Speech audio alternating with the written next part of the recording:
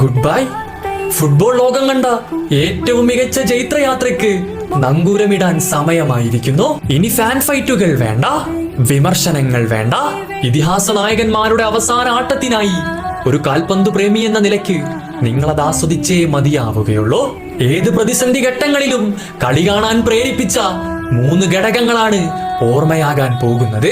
റൊസാരിയൻ തെരുവിൽ നിന്ന് നൗ ക്യാമ്പിന്റെ സ്റ്റേഡിയത്തിലേക്ക് എത്തിയ ഒരു കൊച്ചുബാലൻ, ഫെർഗൂസന്റെ വിരൽത്തുമ്പ് പിടിച്ച് ഓൾഡ് ട്രാഫോർഡിൽ പിച്ച വെച്ച ഒരു 17കാരൻ, ഇതിഹാസങ്ങൾ പിറന്നു വീണ സാന്റോ സ്റ്റേഡിയത്തെ തൊയ്തു വണങ്ങിക്കൊണ്ട് ഇതിഹാസം രചിക്കാൻ വന്ന ഒരു കൗമാരക്കാരൻ, തുറന്ന കൈയുമായി മൈതാനത്തു കടന്നു വന്നവർ, ഇന്നിതാ ചരിത്രം തിരുത്തി എഴുതിക്കൊണ്ട് ആട്ടം അവസാനിപ്പിക്കാൻ പോകുന്നു.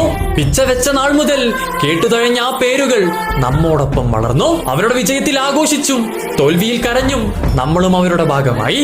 ഇന്നിതാ ആ ഓർമ്മകളുടെ ദൈർഘ്യം വിരൽ തുമ്പിലെണ്ണാവുന്നതായി ചുരുങ്ങിയിരിക്കുന്നു. കാലം കടന്നു പോകും, പുതുപിറവിയിൽ പുതുജനനങ്ങൾ ഉണ്ടാകും, പല ചരിത്രങ്ങളും തിരുത്തി എഴുതും. പക്ഷേ അവർ സമ്മാനിച്ച ആ ഉറക്കമൊഴിച്ച രാത്രികളുണ്ട്.